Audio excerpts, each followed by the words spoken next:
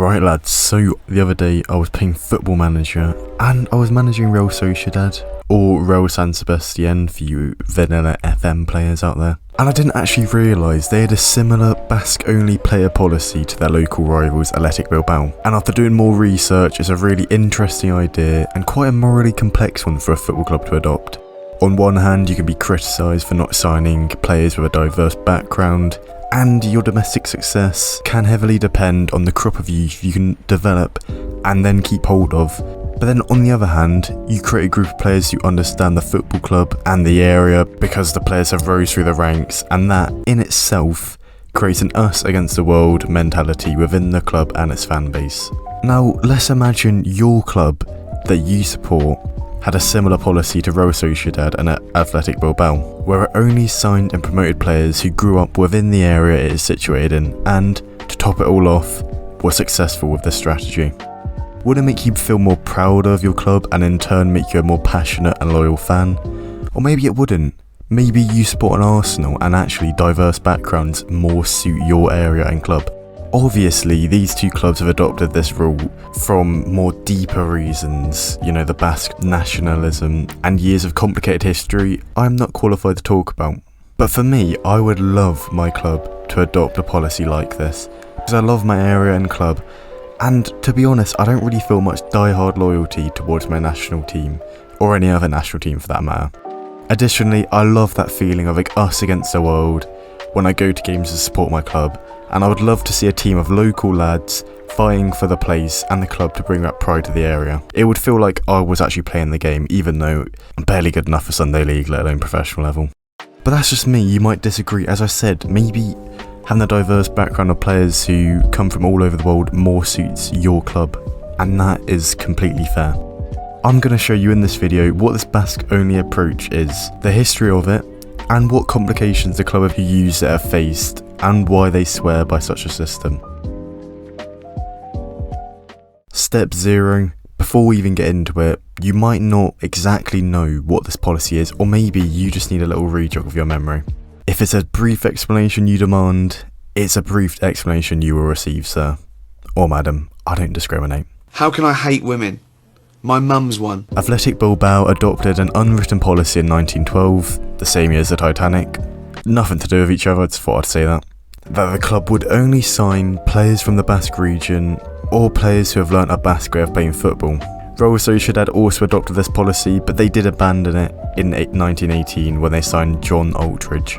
However, before you report me to the FBI for crimes against clickbait and YouTube, they mostly still do have a fully Basque squad, with 18 of their first team squad originating from the Basque region, and they still heavily invest in their youth system.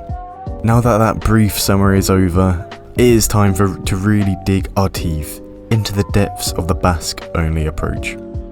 Right, this is now step 1. Let's start with something fun.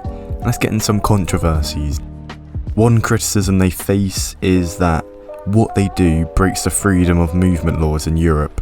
By refusing to hire foreign players, they could be breaking the Equality Act of 2010, which states no employer can prefer one person over another for a different race, ethnic region or nationality.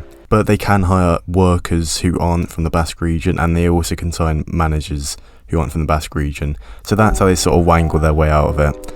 And so far, they have not received any legal action for their Basque-only policy.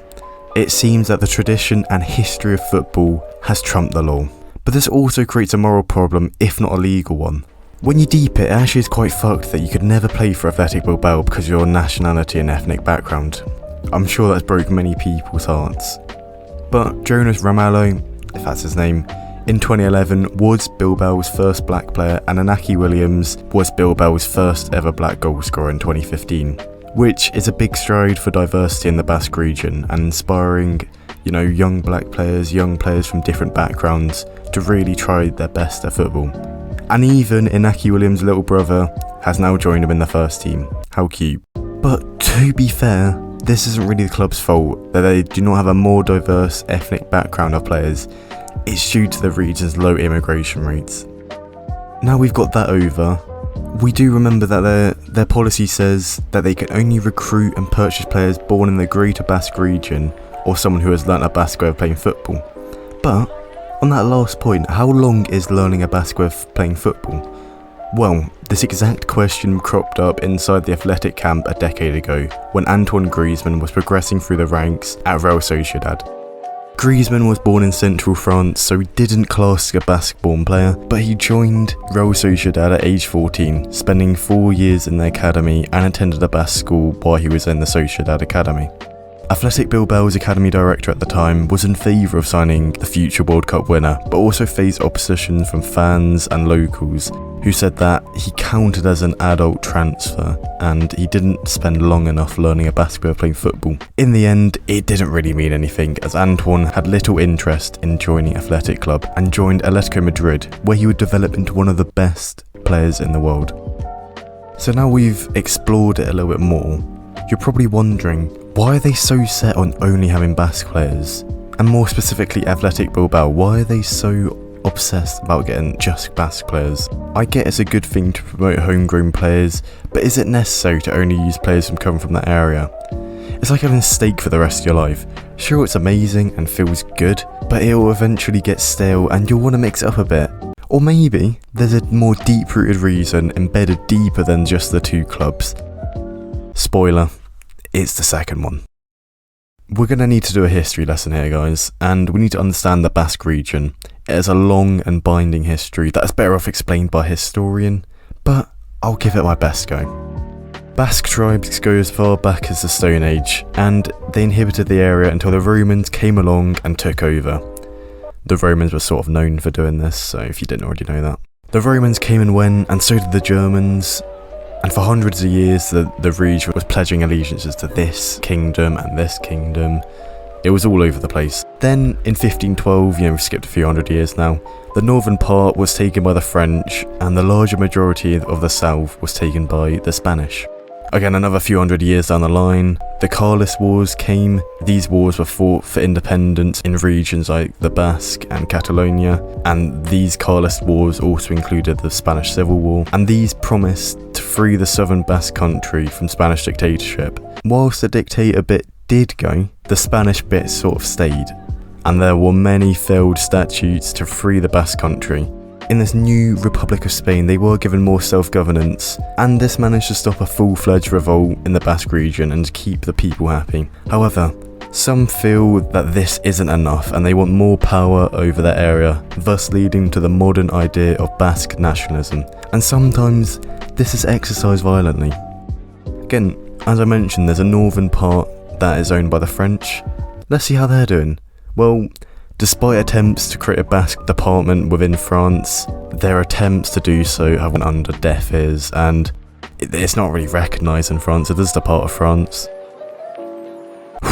Well, that was a lot to digest, but shush it, alright? It was even harder to read through all of the long words on Wikipedia and put it into a video, alright? So, feel for me, alright?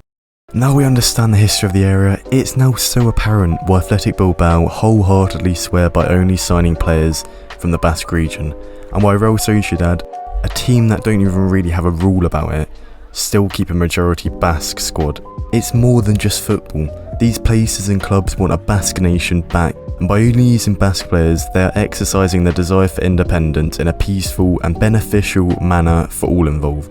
Obviously, as I said, there's also a side of just creating a better place around the club by investing in the youth and getting the kids playing football, but as we see here, it's seen as more a duty to their proud ethnic background to promote the Basque people and create a strong Basque nation.